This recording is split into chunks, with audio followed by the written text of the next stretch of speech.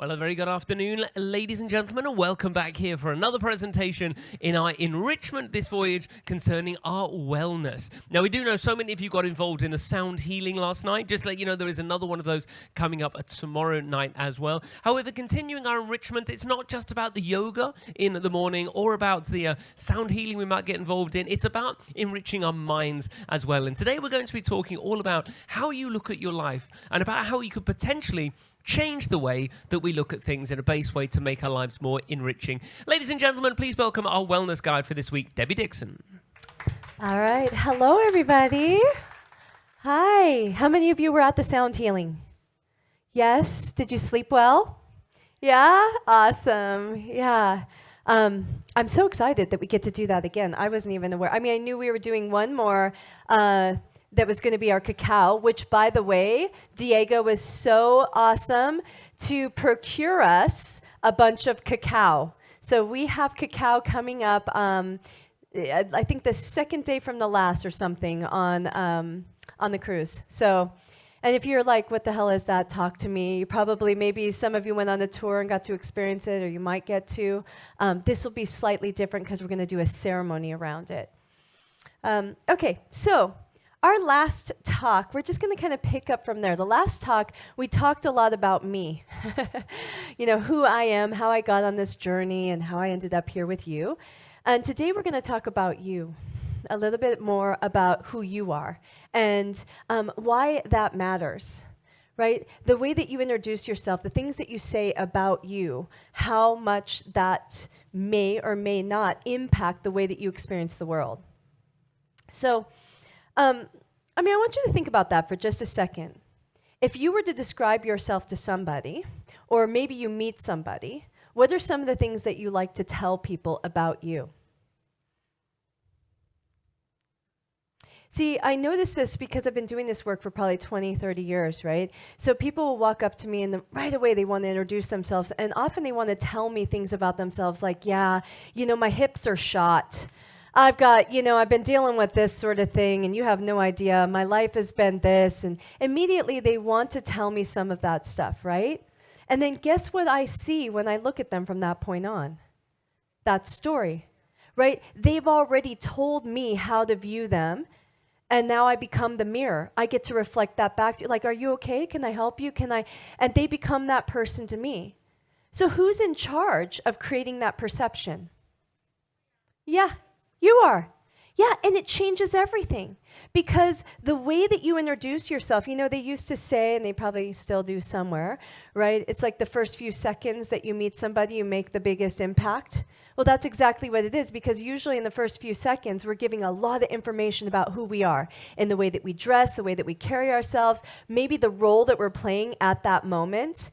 Oftentimes, people that meet me in as their yoga teacher, that's all they can see me as for the rest of their life. Oh, that's my yoga teacher, right?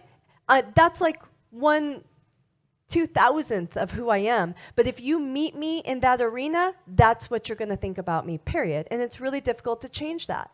It truly is. So it's incredibly important that we know, how am I introducing myself? How do I show up in the world, right? When we look at this, what do you guys see? What do you see when you look here? Faces? And the vase.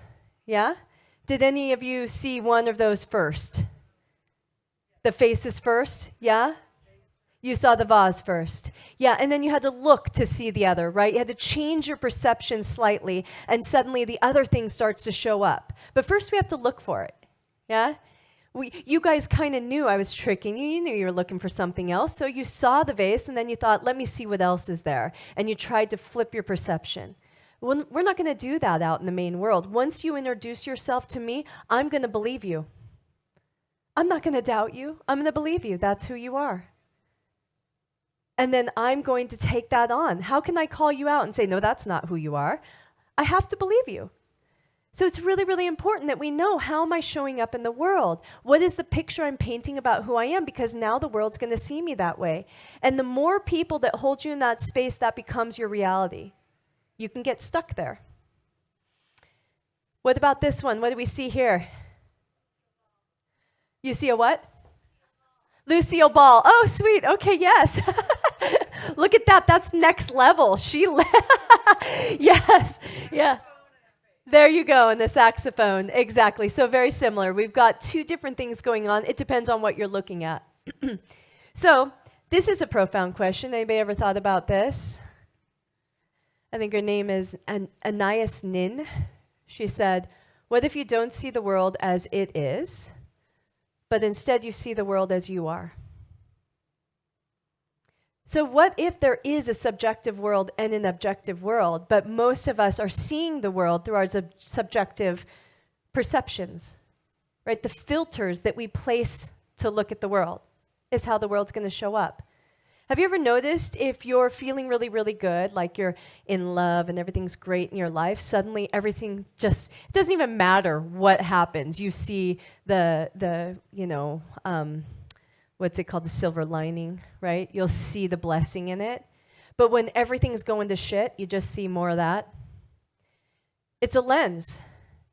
It's a lens. It's something I work on very often with people. I will have coaching clients. They come to me, and maybe they're in a partnership with somebody, and all they can see in that person is how much they annoy them. You know, they're just complete assholes. I can't tell you, Debbie. It's just, and I'll be like, well, I mean, maybe not 100% an asshole. Like sometimes they got to be. Nope, always. I'm like, well, let's just try and look for it. Can we sit for a second and try and look for that time? I mean, there had to be a time where they were nice. I tell you what, they've always been selfish. They're selfish pieces of shit. That's all they. I'm like, well, okay, was there a time when maybe you were sick and they took care of you? Yeah, but they probably just, and so, okay, once I get the just that one okay, I've got a little leeway. And I'll go, well, let's talk about that. Did they make you food? Yeah. Oh, so they took care of you. Did you feel taken care of? Did they go to the store and get medicine? Yeah. And you can literally feel it. If you're sitting in their presence, you can feel their heart opening back up again, right? That lens shifting slightly. They just moved a little bit from complete, utter selfish asshole to, well, sometimes they can do nice things, I suppose, right? And once I get that doorway, now I can totally change their perception. Now let's look for more of those. Was there other times they were nice, thoughtful? Yeah, I guess. I mean, there's that one time. Beautiful. Now we're on to something. And suddenly, the more I can get us to talk about those things, now their hearts open up and we're seeing this person through another lens. And then from that point on, infinite possibilities. But we have to consciously choose to change our lens. Because it's a pretty crappy lens when we're looking at the person that we love thinking we're with a selfish prick, right? We don't feel very good, right? No, that does not feel good, trust me. We want to change that lens. So, what if knowing the answer to this question is probably the most profound and important thing that you can do in your life? And how many of you know that answer? Who am I? Who am I? And many of you, by the way, are many different people, right? When we talk about this, the roles that you play, don't you all have friends? So when you're interacting with your friend, you're playing the role of friend. And so you step into a whole nother character. How many of you are parents? So you know what it is to play the role of mom or dad, yes? You're vastly different with your kids than you are with your friends, most likely. In fact, if you've ever sat in a group with a whole bunch of, say, mothers, and a child walks in, everybody changes. The way they talk changes. Sometimes the tone of their voice changes, right? Because now, oh shoot, I've got to switch into this other role. Now I'm mom. And we're really good at doing that. We're chameleons. We're really good at just changing the mask and becoming that role. And by the way, who told us what the role of mom looks like? Who told us how to play that role? Society? Yep. Our own parents? Well, maybe our parents taught us, but we learn a lot from society, right? We're watching movies and we think that's the way it should be. Look, they're happy because their mom was really nice and loved them. And as we get older, we start to look back and go, my mom wasn't so nice. Like, what the hell? Did I get gypped? Right? This sort of thing. Because now we have an idea of what the role of mother should look like. Because we've created it. See, for me, I didn't even know what a mother should look like until I became that role. Until I had a child. And now I'm a mother. And suddenly I started looking at my mom going, what the fuck were you doing? like I got some tips, my friend. That was not. But that was just because my perception of motherhood was just different, right? I wanted to be loving. I felt that this is the role of mother. I wanted to protect my children. I wanted to take care of them. She might have had a different perception. We all do. And one thing that's the most important, that you know what your perception is. What do you think it is important when you step into the role of mother? What does that mean you should embody? And we can't be a mother without a child. So oftentimes when we are playing roles, we need to be a lead character, but we also need supportive cast, correct? If I want to be a friend, I got to find somebody to play the damn role with me. Will you be my friend, please, so I can play the role of friend with you? If I can't be a mother until I have something to take care of. I need a child, whether it's an animal child or anything, but something that's going to come into that role. So we have to, again, find those supportive characters to play these roles. And then some of you have taken on careers, jobs, titles, yes? So when you step into that title, you have some specifics about what that should look like. Right? If you notice, I used to tell it a long time ago with people like, be careful, be careful the job that you choose. You want to look at the people in that role and go, is that who I want to become? Like look at mechanics, for example. This is back in the day, right? Things have changed a little bit, but back in the day, pretty much they were going to have a beer in the hand and a cigarette. And if you didn't have to be that person, you didn't have to drink beer ever once or smoke a cigarette. You do a year or two as a mechanic, you're going to find that you will take on all the attributes. You will, because it's part of the role. And that's just the way it is. I started noticing nurses, they often step into that career because they want to be the caretakers. They want to take care of people. But it's an extremely unhealthy profession. You meet some nurses, most of them are, maybe addicted to something. They're battling some things. I mean, there's a lot of very unhealthy habits that come with that. And it's just interesting. They may not have had that until they step into that role, and then they learn from the others around what that role looks like, and you start to want to become more like that, and it's just the way we are. It's incredibly important, this question. Who are you? What roles are you playing? And how interesting, how much choice do we have in that, in the roles that we play? A lot. You have all the choice. Who else gets to choose what role you're going to play? Yeah, there could be a child. You don't have to be the mother. You could choose to do something else, and you get to choose what mother looks like anyways if you're going to step into that role. So you're the one that gets to design the roles that you're playing. You get to decide what that looks like, yes? And what roles you want to play and how you want to play them. We have all the power, all of it, all of it. Today, tomorrow, you could wake up and you could decide, I want to be completely different, Debbie. I don't want to be the person that's dealing with the foot problem and the hip problem and all the health issues or the this issues. Tomorrow I'm going to wake up and I am somebody that cares, a super healthy person, a super fit person. I'm going to be that. That's the role I'm going to play. You know what happens once we take ownership of that? Once I decide that about myself, I won't lie. It is the one thing that we can't do. Once I say the words I am, whatever follows is the truth. Please notice those words. And if you love the people around you, notice when they say I am and what they say after it. And if they are not saying something empowering after it, point it out to them. Do you want to be tired? Do you want to be sick? Do you want to be not feeling good? Then why are you proclaiming it? Yeah. Why? It's a choice. We could wake up today. And you know what happens is, though, with that choice, now that we've taken this ownership on of this new title, it sucks because it comes along with action. Because if I truly believe that about myself, I'm fit, I'm healthy, now place me in front of one of these damn decisions like we have in the veranda, right? I'm a fit, healthy person, and I'm looking at all of this cake, all of these different choices. What choices do you think I'm going to make? I'm going to make the choices that validate my beliefs about me. I'm going to say, I don't need that.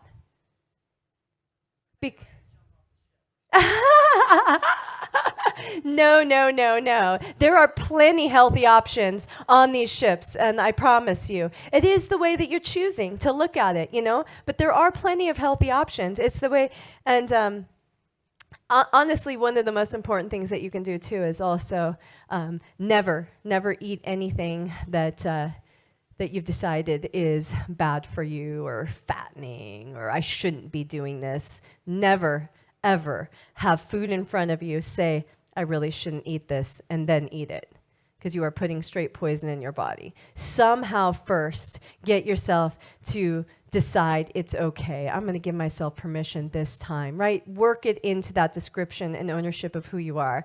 That yes, I'm a healthy person, but every once in a while healthy people eat ice cream. We got to have fun too. So yeah, this is something I would encourage you to do. Maybe later tonight, sit down and go, what are some of the roles that I play? How am I showing up currently? And how do I want to show up? If I was telling somebody, if say Netflix was going to do a series about my life and they had to put somebody as a character in my role, what would I have to tell them about that person? What are some qualities about her so that she could play it right? And then I would look at that. I would have to look at it from that perspective, an outside perspective. Like, who does she hang out with? What does she do? And then I remind myself, those are all choices I can change today. If I don't like the character I'm telling them and I feel the desire to tell them like fibs, then maybe I need to take a different ownership on. And it will start with that, with the title, with you sitting down with a piece of paper and saying, tomorrow I'm going to start telling the story, I am abundant, healthy, strong, amazing, powerful, confident, whatever you want to be, but that's now who I'm going to be. And then you're going to notice every time you slip into the old you, telling that old story again, I'm tired. Does confident, strong people, no, they don't say that. They might give themselves permission to rest. So these are some examples, right? When we just look at these pictures, just look at the pictures, doesn't it tell you we look at her, do you have a whole story about who she is? Yes, you do. We're just looking at a picture. That's you. I meet you, and in 5 seconds, I've got a story about you. We gather so much information, and all of that, again, a lot of it is programmed. It's things that we're watching, but it's factual. It's just the way it is. We get dressed every day in the costume to play our role. And we show up, and we want people to. So if we want to change the way we're perceived, oftentimes it starts with the way that we carry ourselves, what we're wearing, the way we're going to present ourselves. It just does. It just does.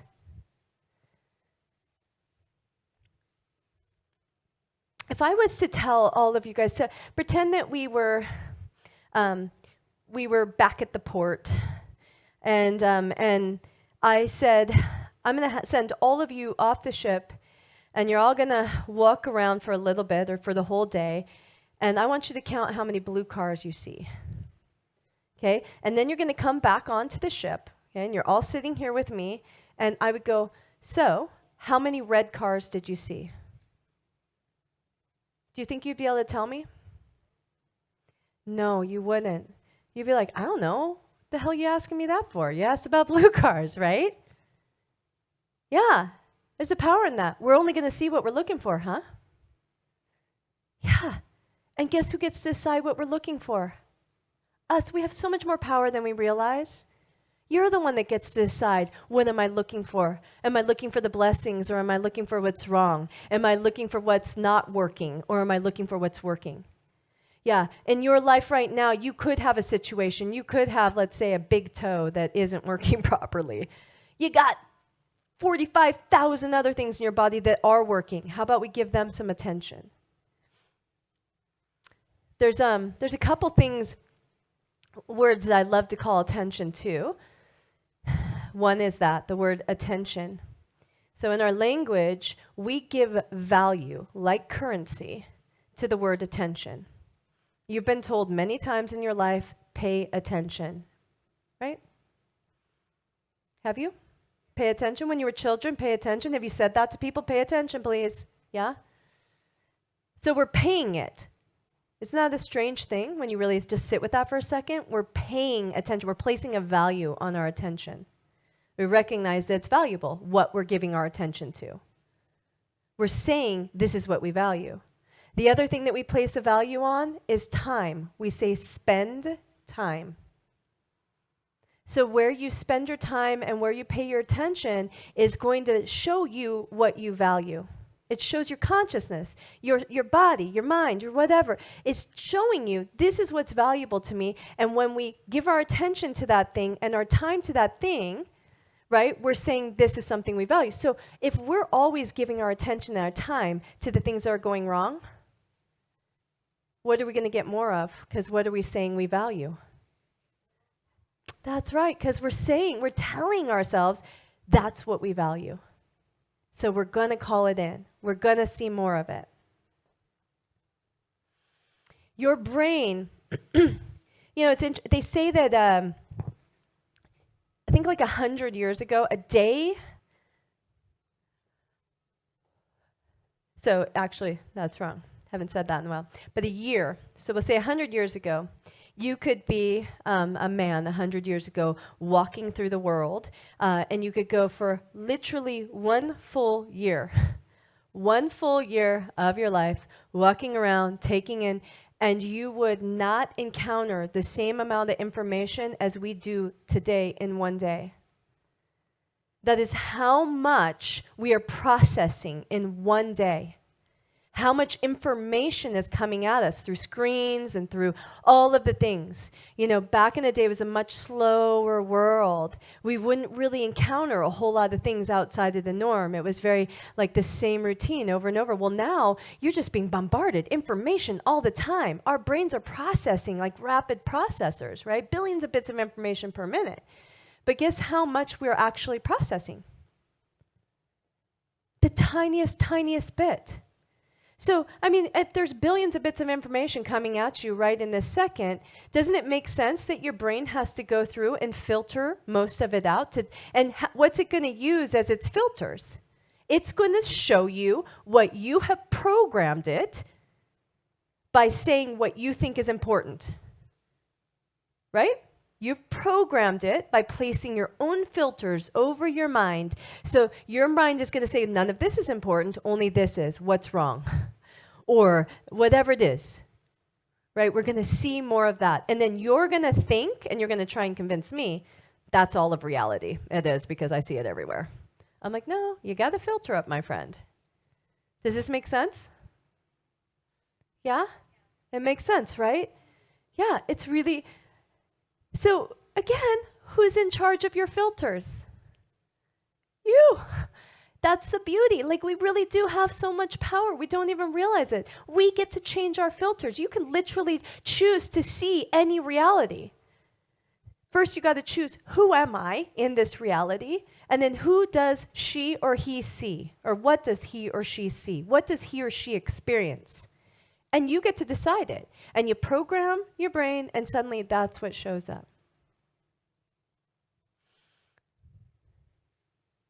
There's I'm possible or impossible. It doesn't matter. Whether you believe it's possible or it isn't possible, you're right either way, right? It's the same thing. It's just which one am I going to choose and which one am I telling a story. But once you decide it's impossible, absolutely, it's going to be fucking impossible. That's the truth. Yeah, because you're the one that's creating your reality. And you're going to decide the role you're going to play in it. You get to decide all that. But how many people beat world records? You say, this is the world record. Nobody can pass this. This is it. But somebody eventually does, don't they? And then that becomes the new goal, and everybody can do it. They can all make it there until that one person takes it. And think how far we've come past impossible. Right? How many world records are broke, constantly, every single day? That used to be impossible until it wasn't. And then once I show you what's possible, guess what? I broke through that for everybody, and we can all follow. We never realize how inspirational. I'll tell people when I'm teaching, say, a yoga class, and I'm doing a really challenging yoga class maybe, which I often can do. And one of the things that I'll say to inspire people, like I might put you in a pose and we're going to sit there for a really atrociously long time. To that time where you want to give up. You're like, no, I can't do this anymore. I got it. And your brain starts to come in. I always say the yoga doesn't begin until you want out of the pose. Life doesn't begin until we want out of that situation. Now we have a breakthrough. Now we have an opportunity. Whenever we get into that place where I'm done, I can't take it anymore, that's your opportunity for transformation, right? The same thing is true in yoga. You're holding a pose. When you get to that place where I just can't do one more second, that's your opportunity to show yourself what you're capable of and to find a way to tell the story differently, to quiet the mind, to choose something else to think about. Like for me, for example, when I get to that place and I tell that story and I'm like, and I know I'm in control. I have salvation in my own fingertips. I could totally just get out of the pose. Or I could stay the course. And I could focus my mind to this, just stare here and no longer tell any story. Let the mind be clear and just find my breath. And when I get out of my story, I find liberation. It's the story, how much longer, I can't do it, that takes me out. It truly is. And so I'll take people and I'll say, you know, this is one of the things that inspires people to hold it longer than they ever would, is I'll have a whole group of people. This is the front row. And I'll tell you, you know what? Those people behind you, they're counting on you. If you give up, guess what they're going to do? It's a ripple effect. And it's freaking true. We all know it. Oh, thank God they gave up. We can all do it now. Sorry, it's a lot of pressure, but it's the truth, my friend. And if you keep me in it, right, like we're all in it together. There's power in that. That's how much we matter. Remember the illness and wellness that we said in the last talk? We need each other. We inspire each other. We show each other what we're capable of. Again, this is like we see this in Instagram, right? We take a picture, and you can take any picture, and it could be a real shitty picture, and then you just throw a different filter on, and it's sunshine and roses, right? I mean, nowadays you can change anything with a filter. The brain is exactly the same. Your mind can do the same thing. Yeah, these are the filters of your mind. The beliefs, they're the filters of your mind. Your beliefs, they limit your world. What you believe. When you tell me, well, Debbie, I don't believe that. I believe that, everybody has their limit and people don't. Okay, I start listening. I'm hearing you. And I know exactly what your limitations are now. I know how you hold yourself back right there in that story you just told me. All of your beliefs are limitations. Every single one of them. Everything. And that's okay. It's okay because we need beliefs. We're in a society. We work together. But it is important that you know what your beliefs are and that you look at them from time to time and see, are they still true? You know, this is a lot like in my last talk where I was talking about the boy watching the cows, right? And those things around the neck, right? And that those are the invisible ties. Those are the beliefs that somebody else gave you and you haven't checked to see if they're still true. And it's so important. When I say I believe, that's been my entire life now, 30 years, and I'm still working on it, unpacking beliefs that were not mine to begin with, that I took on because somebody else gave them to me, that told me about what we're capable of, told me about the limitations, told me that you just get sick, Debbie, this is just part of life. This just happens, Debbie, this is part of life. And I've chosen to not hold on to those beliefs, not take them as mine anymore.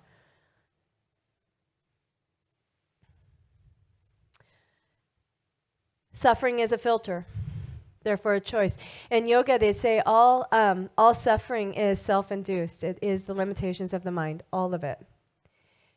There's only two energies that we can hold, literally two. And there's just different spectrums of it, right? Or concentrations of it. And that is resistance or acceptance. You're either in this moment in resistance to what is happening or an acceptance of what is happening. And that is it. And if you're in acceptance, you're in peace. You're liberated. If you're in resistance, you're suffering. And it doesn't freaking matter what's happening in that moment. It really doesn't. It's a choice to say this is suffering. We place labels on things. We say this is good and this is bad. So if this happens, then you should be suffering. If this happens, you should be happy. And then we just play these roles. Oh, I should be happy because this is happening. Is that really true? Right? But I do know that. I do know I have the choice to suffer. And suffering comes from resisting what is. If I accept what is, I'm no longer attached to anything and I can release. And they say attachment is the root of all suffering. Can you accept resistance? Like how? Give me an example.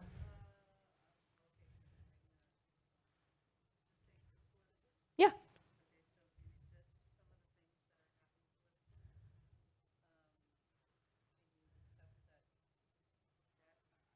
Well, once you get into acceptance, are you not liberating yourself? That's right. Not accept the resistance, you move into acceptance. And then the resistance dissolves. There is no resistance in that place.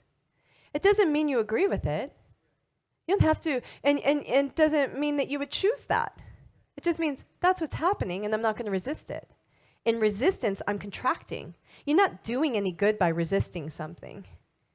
Find the information in there. What is causing me the discontentment, right? I'm looking at this, Debbie, I don't like this very much. Okay, tell me then, don't tell me about that, because that's giving your time and your energy to what? What you don't want. Why would we do that? Don't know.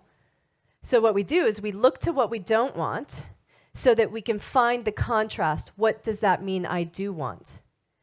I want peace. I want love. I want everybody to embrace one another. I want to support.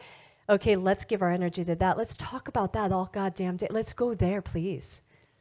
And not go, I'm going to just sit here in my resistance to this. This is just not good. I can't. It does no good. It just causes you stress and everybody else stress. But if we focus our attention on what we want, now all the energy can go there and we can start actually creating that world.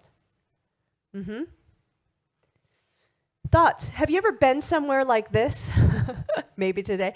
But you've been somewhere really, really gorgeous, right? Like amazing. It's like tropical paradise, somewhere that you've dreamed of getting to. And then you sit there and guess who you're with? You and your mind. And so here comes that thought. Those people, they don't love me. I'm not really worth anything. This is, my dad never cared. It takes one single thought. And it really doesn't matter where you are. But the whole thing goes to trash. I could be right here in literal heaven and that one thought comes in. And now it doesn't matter where I am. It doesn't matter where I am because where's the prison? In me, in my mind. Yeah? That's the power we have. It's like the thoughts. I was talking about this the other day, but animals, if you were to look at, like, say, a deer, and here's a deer, like a cute, well, make it a Bambi, like an adorable little deer, and it's just like scampering around and doing its thing as deer stuff, and he's like grabbing grass and just being all cute and things, and then here comes that big bad wolf. We see the wolf coming, right? And so the deer, you know how they do that. Like, what the hell, right? And then here comes the wolf after the deer. And there's magic in our bodies. It's so goddamn magical. The body has instinct. And when the instinct hits, your body will shoot nitrous into your system called adrenaline. It does it for animals too. And suddenly that animal can run faster than it's ever ran in his life. It like gets some get up and go. And then that little cute little Bambi, in our story, gets away. Okay, and it's somewhere safe now, and it's doing its Bambi stuff. But because of that adrenaline, it needs to now recover. Adrenaline's rough on the body, it's rough on the system. So it's doing its thing, it's recovering. And then by the time it's done recovering, it gets back up and it goes out and grazes. And do you think that it has a flashback? Do you think that the deer is just out there grazing and it's like, oh God, remember yesterday when that... No, it is not. It doesn't. It doesn't. It's completely clear, which is why it can react in instinct, because it's not thinking about anything other than that moment. But guess what we can do? We can have one wolf chase us, and we can relive that how many billions of trillions of times in our life? Over and over again. And do you think your body knows any difference than if it's happening or not? It absolutely does not. There's so much science around this that they can show and validate and verify that your body has no Even when you're watching scary movies. Have you ever been like, I stopped watching, I really started looking at what I was placing into my brain many years ago when I discovered that I would be happy. I'll be like peaceful and cool and safe. And then I would watch CSI, and suddenly, after CSI, I'm like, wait, what was that sound? Wait, do we even have an alarm? I think we should get an alarm. And do you ever, by the way, you could check your locks 16 times. Do you feel safer? Do you feel safer once you check the locks? No. Now you have the alarm and the locks. The alarm is set. Do you feel safer? No. No amount. You could put armed guards and you will still feel, because the fear is not coming from outside of you. It is coming from inside of you. So I made a choice. Oh my goodness, what I'm placing into my brain, right, now is going to create my reality, right? It really does. It really does impact. We can take poison in through our eyes, in through our mind, and we can poison our brain. And suddenly, that's the way we're experiencing the world. Nothing changed. My house was exactly the same, but everything changed. It was no longer safe. Watching one show. Yeah? You guys notice that? Yeah. It's the power of our mind. It can create our reality. Anybody know who this is? Well, it says it right on there. Damn, are you guys not paying attention? No, okay. Masaru Emoto. So this is a scientist in Japan who started studying water. He was actually asked to study water when the Fujiwara Dam had become, contaminated by, what was the name of that? Chomono? Something toxic. Anyways, toxins went into the water. And this was happening, I mean, really, in Japan, a lot of the water is just very toxic and contaminated anyways. And so they were looking for a solution. But this had become like a crisis situation. And so here he comes, like studying the water, just looking at crystals of water and the molecules and all the different things. And and at the same time as he's doing this, we've got this guy. You guys know him? Yes. Who is he? Do you know? Yeah. Well, see, now you guys are hip to me. Stop it. But yes, he's this one, right? Look at him. He's right up here. So, and who are these guys? The Beatles. All you need is love. So the Beatles. I actually was just recently. There's a couple of the Beatles, I suppose, or one. But yeah, I was just in Rishikesh where. This ashram is where Maharishi was. And Maharishi is, he's the founder of transcendental meditation. Have you guys heard of this? Transcendental meditation. So it's a specific type of meditation. Anybody done it? Ever done a course? Yes? Yeah, you gotta be wealthy to do that. So we know she's, no, no, you gotta be invested in your mind's mental health. But no, it is very expensive. But yeah, transcendental meditation, they teach you essentially to feel a certain way. It's like anchor in a certain feeling. And again, it's like releasing maybe any resistance, moving into acceptance sort of thing. They will give you a mantra as well. So if you're doing transcendental meditation, they meet with you. There'll be somebody who's trained to do this and will sit with you and then come up with like your special word, your special mantra. And then that becomes the thing that you bring into this meditation.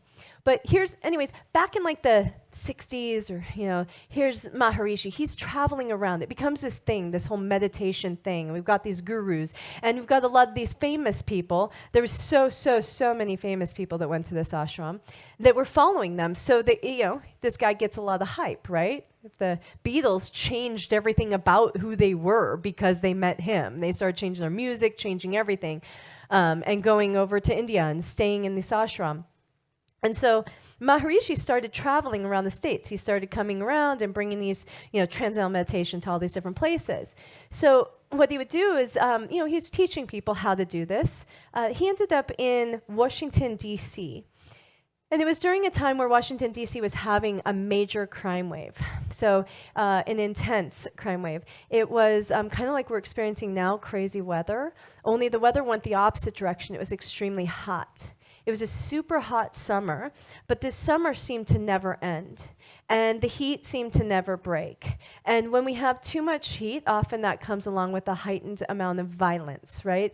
Unrest, right? Inflammation, fire, this sort of thing. So they were experiencing a higher than usual amount of violent crimes. And whenever there's a violent crime wave that comes into a city, that's like, it's alarming because people will start to move. Less people move in, right? Everything starts to, it's really important that they get a handle on it. They were struggling with getting a handle on it. Here comes Maharishi walking into town doing his little guru thing. And he happens to be sitting down, and they gave him a whole crew of people to protect him because it's a violent crime, right? So he's got the police chief, and they're telling him about this situation. And he says, I offer a solution.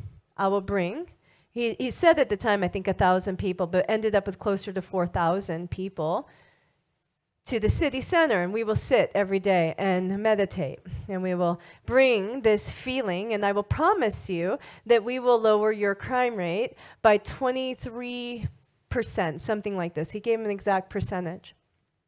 And the police officer's like, yeah, do whatever, I don't give a shit. Like, I mean, he's kind of like, at this point, like, if you want to, like, bring it.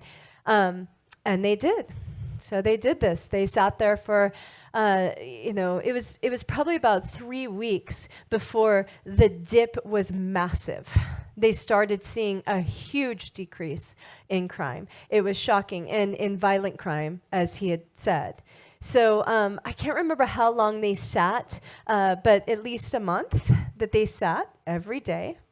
And it ended up decreasing the crime by exactly what he had said, 23%. And they have no other explanation for it. Nothing else changed. The weather didn't change, the heat didn't change, nothing changed. But this happened. So this is happening again at the same time as we got our friend, Masaru Emoto studying the water. So Masaru Emoto, this is, by the way, Fujiwara Dam. So, and this is where Chernobyl, thank you. There it is, Chernobyl, had sort of leaked some of this toxic water into here. So what he had done is he had taken a sample of this water, and he had all of these, technical equipment where he could use a high-powered microscope. He would flash freeze it and get to one crystal and be able to kind of zoom in, and he could look at this one crystal, right?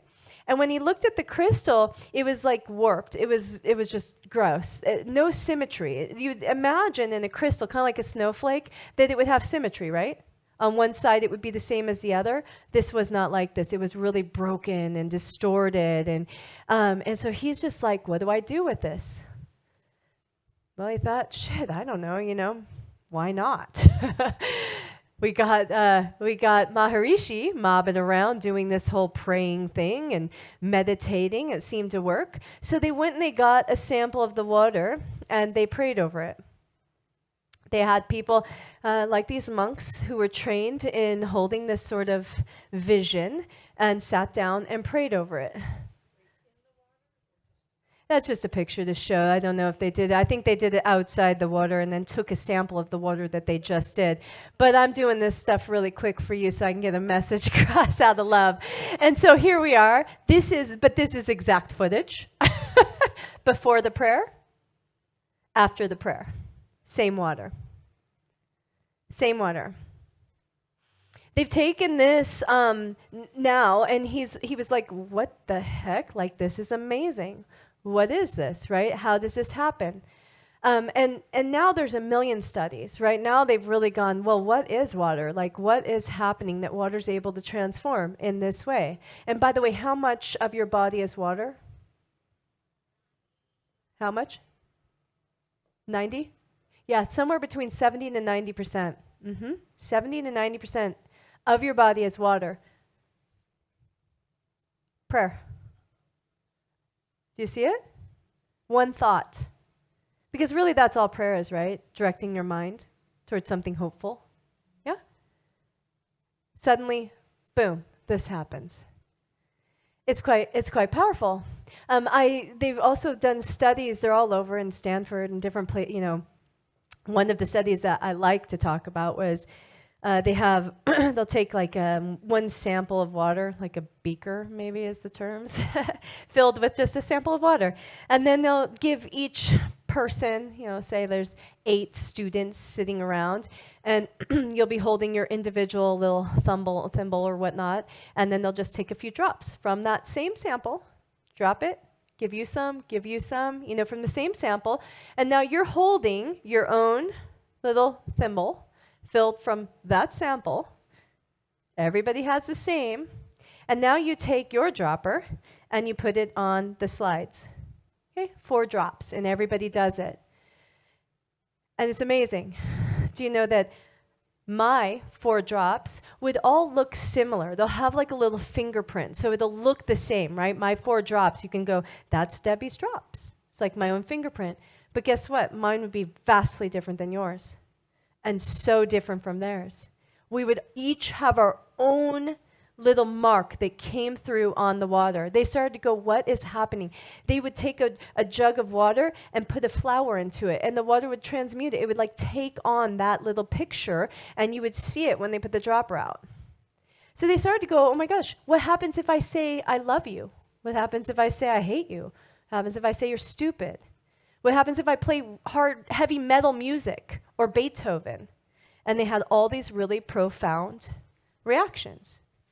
So this is peace. Here's a Mozart symphony.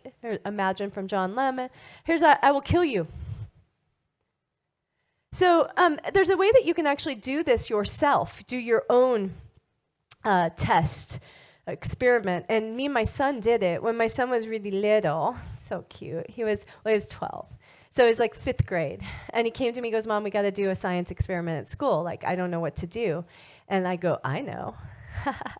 And so I was like, babe, we're going to talk to rice. And he's like, no, we're not. I am not doing that, Mom. And I was like, yes, we are. He goes, my school is not going to accept that. I go, if your school doesn't accept that, babe, you are not going to school anymore. Like, seriously, I'm done with it. But what it was essentially when you cook rice, it becomes essentially 70% water-ish, close to the body, cooked rice. So it's the closest thing they could think of. It absorbs it in. And what you do is you just take rice, you cook it in a pot, same as any, and you take 3 equal jars, and you place some of that cooked rice into one jar, and then into the other, and to the other. Again, it came from the same rice, same jars, nothing different, right? Only difference is on one of them, you will write, I love you, or love. The other one becomes a control group. You do nothing, you say nothing. And then the third one, because this is traditional and it's from Japan, it's from Masaru Emoto, you would write you fool, which is a very offensive thing to say. F-O-O-L, you're a fool. So we did it true to form, exactly as the experiment's supposed to do it. And we had these 3 jars. You're supposed to have them spaced far enough apart that they wouldn't touch each other, so they weren't communicating with each other or feeling each other's energy. Who knew rice had energy? And then you would have to place it far enough away from people that if I walked by it, my energy was, there wasn't a million people going by it. It wasn't picking up things, right? So bless you. So we had a place that we put it in the house. So I hadn't even seen it really. My son had once a day, he was supposed to walk over, pick up the rice that says I love and just say love. Pick up the rice that says you full. And again, this is a 12-year-old child. He isn't, it's no emotion. It's just but. And then he had to go to, he was going to, I think, play soccer in somewhere awesome like San Diego or, I don't know, this kid, Hawaii. Like he was living the good life. So he went to the airport and he calls me from the airport. He's like, Mom, don't forget to talk to the rice. I'm like, yeah, babe, I got you. I go and I find the rice. I hadn't even looked at it, right? And I go over and I grab this rice. And I have a video of this because it's freaking mind-blowing. I could not believe what I was seeing. I picked up the rice. The love rice looked like I could eat it. Like it looked like it had just come off the pot, right? Like it was perfection. The you full rice was foul. It was so foul, like not even something that you could think would grow. I mean, it'd only been like at this point, but 5 days. I mean, we're not even talking like an extensive amount of time. And there was black. There was black in on the bottom and green, like fuzzy stuff all around the side. And the control rice had some growth in there too, more of a brownish, yucky-ish color. By the end, when my child, this is not ours, but this is an example. By the end, the love rice, this is, we're probably like 2.5, 3 weeks in. We didn't have the full 30 days that they recommend, but we did 2.5, 3 weeks. It was the same. The love rice looked like you could eat it. The ours was you full, was disgusting. And guess who got second place? Yeah. No, I just got my heart happy because it was so cute. We went to the thing, and the baby, he's like, he loves winning, and so he's like looking, and he's looking in the gym, and he's seeing people walking by. He goes, I think they're putting a ribbon on mine. And he got the second place, which was mind blowing because the first place won because they had a robot or some shit, like well deserved, and we've got some rice we talked to. It was crazy.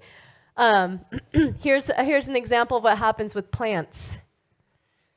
Yeah, have you guys seen that? Yeah, where they will play to one plant, you're stupid, like this one's being bullied, like you're an idiot, you don't know how to grow, you can't do anything, and you'll see it just defeated. And then the one that you're giving compliment, you look so good today. Suddenly that plant is all vibrant and amazing. Same thing.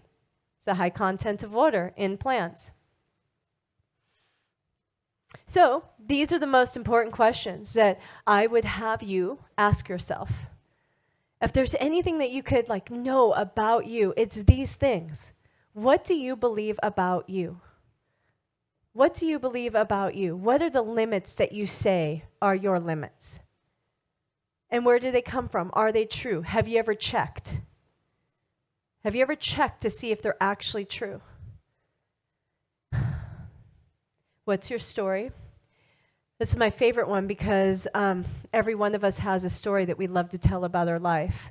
And the moment that you tell that story, and by the way, many of you have lived, extensive lives, right? We probably, let's say we've lived 50 years, 60 years, 70 years. That's a lot of moments in there. A lot of moments, right? Trillions of moments in that amount of time. Yet you could tell me your story and sum it up in maybe 15, 20 minutes, right? Give me a little Cliff Note version. Yes? Yeah. And so how do you decide which moments you're going to share? You decide because you're trying to validate why you're standing right here in the circle you created today. I got to tell the story that gives me permission to be here. So it's so important that we go, where do I want to be standing? And can I look back over my life and cherry pick different moments, look at them through a different lens, and tell an entirely different story so that I can arrive there? Do you think it's possible? Yeah, it absolutely is. Remember that story I started with where I would have that client trying to tell me about their, asshole partner? And all I had to do was just pull a couple of moments out of their life, right? Just a couple moments. And suddenly the whole lens shifted and they saw a whole nother story emerge. They remembered the times when they were kind and compassionate. Yeah? And then the roles that you're playing in your life is super important. What time is it? Do you know? 5 o'clock? Perfectly. Bingo. Hey, all right. So I love it. This is where we're going to finish today. Let's see. Couple things would be sound healing, we were just informed, is happening tomorrow night again. Yay. I think also tomorrow I'm going to be having a talk, but I believe he said it was a little bit later starting even than today. So you just look at the schedule. I'm also doing sessions, one-on-one sessions. You can go to the front desk if you want to do a session. Again, I'm intuitive, healer, all the things. So you can just kind of sit with me and we see what happens. And that is, if you just go to reception, they'll have my schedule and you can kind of put your name in there. What else did I need to share? I think that's it. No meditation today because of the children. So I didn't realize that. If I told you there was, I apologize. But thank you all so much for giving me your time. Yes, thank you. So much love.